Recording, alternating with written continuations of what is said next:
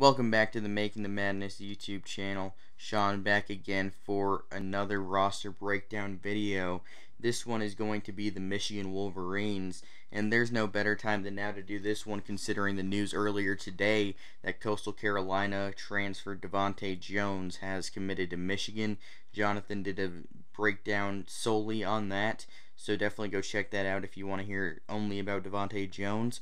But I will be breaking down the rest of the roster here. It's a pretty deep one, a team I have ranked 5th in the preseason at the moment. I think I'm higher on them than most people are, so I'm very curious to see how it plays out the rest of the way. But looking at the roster, you have Devonte Jones at the 1. He had 19 a game last season for Coastal. Hauled in 7 rebounds and 3 assists. Shot 48% from the field, 37% from deep, and close to 90% from the foul line. Insane efficiency. It really improved his three-point shot last season and became more of a scorer rather than a facilitator last season. His assists got chopped in half, but his scoring went up. And I think he's on this team with the talent level, he's definitely going to be more of a facilitator than that guy who's going to go try to get a bucket every possession.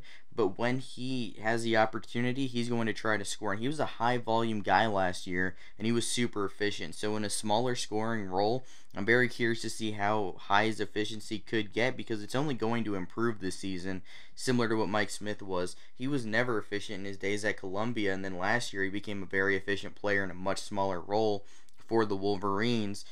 But yeah, Devonte Jones is a perfect replacement. He is a 5th-year senior. He redshirted his first year on campus, and now he is entering his final season of eligibility.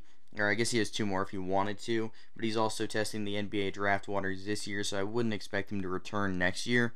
But he's going to play a very big role for Michigan. He just does a lot of things well. He's a very good passer. He's a good defender. He's a good rebounder. He does nothing not at a high level. He's a very strong guard.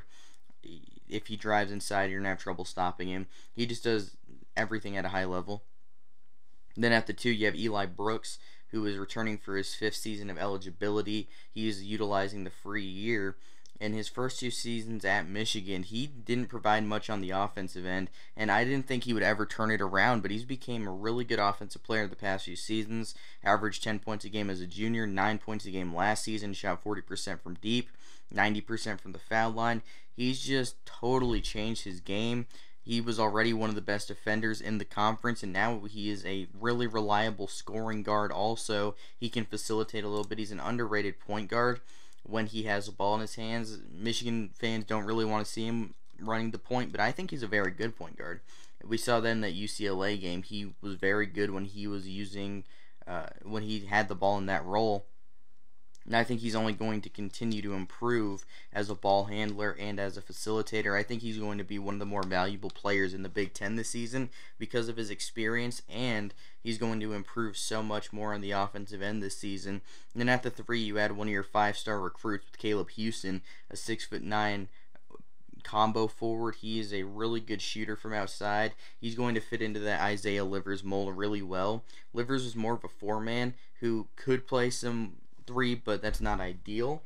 But Caleb Houston is far more talented overall. Livers shot 43% from deep last season for the Wolverines. I'd expect Caleb Houston to shoot similar to that. I'd expect him to shoot over 40% from deep. That's just the kind of talent level you have with him. 6'9", buttery smooth stroke from outside. He's going to be one of the best freshmen in the Big Ten this season.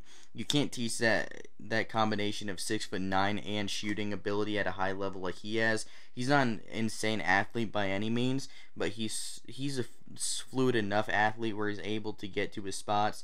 He's going to rebound at a solid level for a wing, and he's going to be a very valuable player. And then at the 4, this is how I see it shaking out. You could go with the more experienced Brandon Johns, or you could go with Moussa Diabate, who is an unbelievable athlete, one of the best athletes, if not the best athlete in the class of 2021. He is super athletic. He can run the floor extremely well for a guy who's 6'11", 6'10" and a half, 6'11", and he has a much bigger wingspan. I don't know what it is, but I would guess around 7'3", 7'4". Really good shot blocker, good anticipation when it comes to blocking shots, which is one of the more underrated aspects of becoming a good shot blocker. and he's going to really improve his perimeter game throughout his career. Throughout his high school career, he definitely improved it. He has a solid enough looking stroke, and if you leave him wide open from outside, he's going to take it, and he's probably going to hit it. I think he could, by the end of his Michigan career, I don't know if he's going to be a one-and-done guy, which he could be, but I wouldn't be surprised to see him hit some pretty timely threes this season, because you have to respect the drive, because he can drive from the perimeter and go inside and score, and he can also shoot from outside if he's open, which, many don't see him as a reliable shooter. I think he's going to develop into that kind of role throughout his career. But yeah, I think he's going to be one of the best defensive freshmen in the country and one of the best defensive players in the Big Ten this season due to his athleticism, his anticipation blocking shots, and his defensive versatility. He has a lot to the table, and he can kind of fit in that Franz Wagner role of your Swiss Army knife on the defensive end. And then at the 5, of course, you have Hunter Dickinson returning for his sophomore season. He hasn't announced that, I guess, technically, but doubtful that he tests the water. 7'1", 255 big man, averaged 14 and 7 last season for the Wolverines. He is a very talented big man. He does a lot of different things well, and I think he's only going to improve this season because he did all that using just his left hand. He did not use his right hand at all last season, and for a big man, being able to use both hands inside is very pivotal to becoming a complete player. Dickinson also has posted some videos recently of him showing off some pretty deep range. He was taking some threes, and we see that every offseason. There's guys that take threes, and that becomes a storyline of the offseason. But Dickinson has a pretty solid mid-range jumper already, and he's a good free throw shooter. So I'd suspect that his three-point capabilities definitely will improve next season. I don't think he's going to be that guy that shoots 40% from deep, but I think he could hit them potentially, and I wouldn't recommend leaving him open because he looks like he's putting in a lot of work, and if he develops a three-point jumper, he's going to be one of the best players in the country because we already know what he can do on the offensive end inside and on the offensive glass. He's really dangerous on the rebounds, but if he develops a jumper, you have to respect his size and strength going inside because he could back down guards, and he's athletic enough to get past some big men. And if he has a three-point jumper, he can shoot over just about anybody because of his size. He's going to be a dangerous player next season, will likely be an All-American, potentially a first or second team kind of guy. He'll be in the running for Big Ten Player of the Year with guys like E.J. Liddell, Jaden Ivey from Purdue and Ohio State. And then you have, Andre Curbelo could be in that mix from Illinois. But definitely, I would suspect that Hunter Dickinson has a big season. He's going to be a much more well-rounded player this season. And then when you look at the bench, here's the thing that I could see being a kind of issue. Maybe it won't be that big of a deal, but you only have 80 minutes between the two guard positions because there's two guard spots, and there's 40 minutes in a game, so that equals 80 minutes if my math is correct, which, it probably is. But you have Kobe Buffkin, who could play 1 through 3. He's, I think he's really talented at a lot of different aspects of the game. He's an underrated passer, and he is a really good scorer, and I think he needs to find his way on the floor. I think it would be not a smart plan if Michigan doesn't play him because he could be one of the best scoring freshmen in the conference next season, in my opinion. So if you're able to play him with his versatility, he could play 1 through 3. And then you have a guy like Zeb Jackson who can play the 2 and the 3. And then you have Frankie Collins who's primarily a 1. So I think what you're going to look at here is Kobe Buffkin getting a fair amount of minutes at the 2 and the 3. Potentially a little bit at the 1. I think he gets around 15 minutes per game because you can't just bench his kind of scoring punch. Good athlete and a really solid shooter. I think he's going to add a lot to the table scoring-wise, and you need to have that in your lineup every single game. I think Frankie Collins is going to take a backseat. I think he's going to play probably 5 to 10 a game. Zeb Jackson could end up being the odd man out, but maybe he plays a few minutes here and there.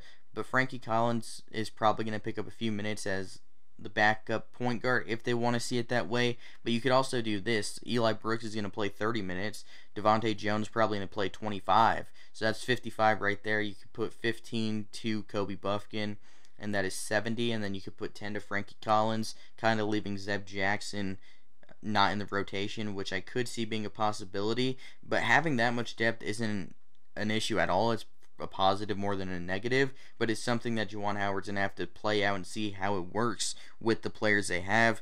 Isaiah Barnes also coming in. He's more of a wing guy, but I don't think he'll play very much this season. You also have Will Shetter coming in from Minnesota, the second-ranked prospect in the state of Minnesota, behind #1 overall prospect and Gonzaga commit Chet Holmgren.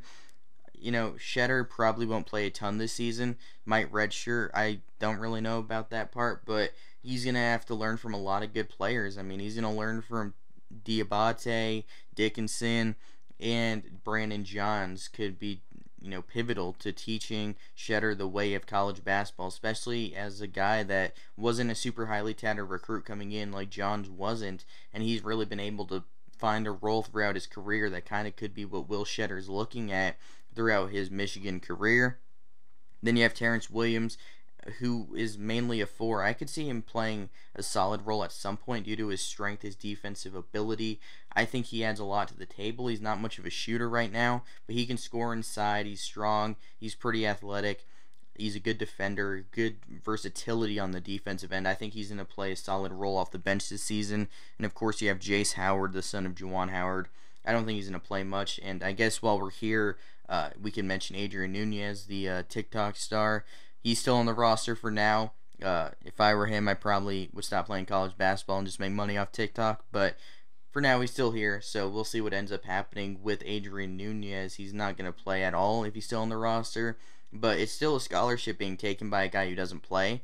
So I'm curious to see how they navigate through that next season.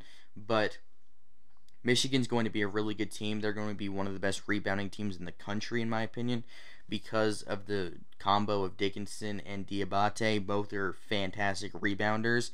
I think the duo of Eli Brooks and Devonte Jones could be what guides this team into the second weekend of the NCAA tournament. Caleb Houston could be the X factor with his shooting ability. I think he's going to add a ton to the table. He's really going to, he's going to be the best shooter on the roster, in my opinion, because based off what I've seen, he is a fantastic shooter. He has a great stroke, and having a 6'9" wing that can shoot like that, you can't really put a price on how valuable that is.